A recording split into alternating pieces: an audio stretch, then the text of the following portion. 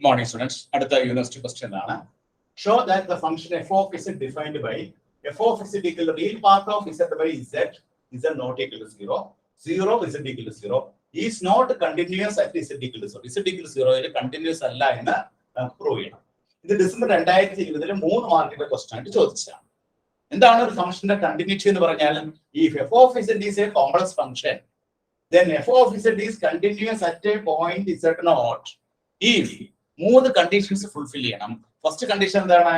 Limit z tends to z naught f of z is equal to L. അതായത് limit exist ചെയ്യണം, ഒരു unique value നമുക്ക് കിട്ടണം. രണ്ടാമത്തെ പോയിന്റ് എന്താണ്? Limit z tends to z naught f of z എന്ന് പറയുന്നത് f of z naught ആയിരിക്കണം. മൂന്നാമത്തെ കണ്ടീഷൻ എന്താണ്? f of z naught exist ചെയ്യണം.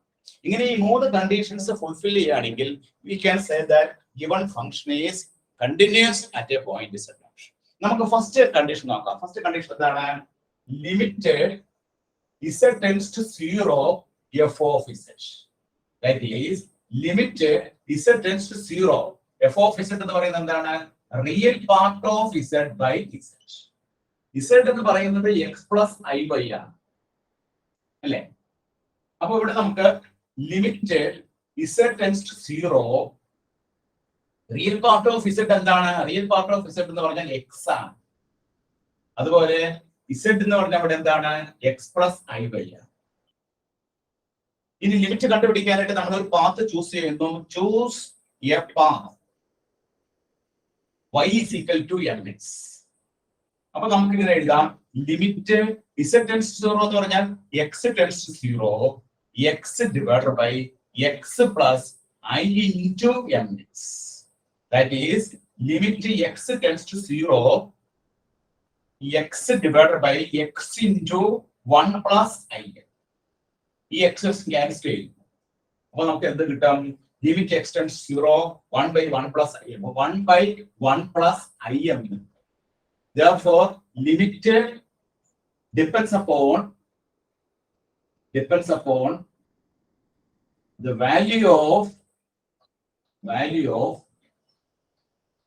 here limit does not exist. Limit exists. Therefore f of z is not continuous. F of z is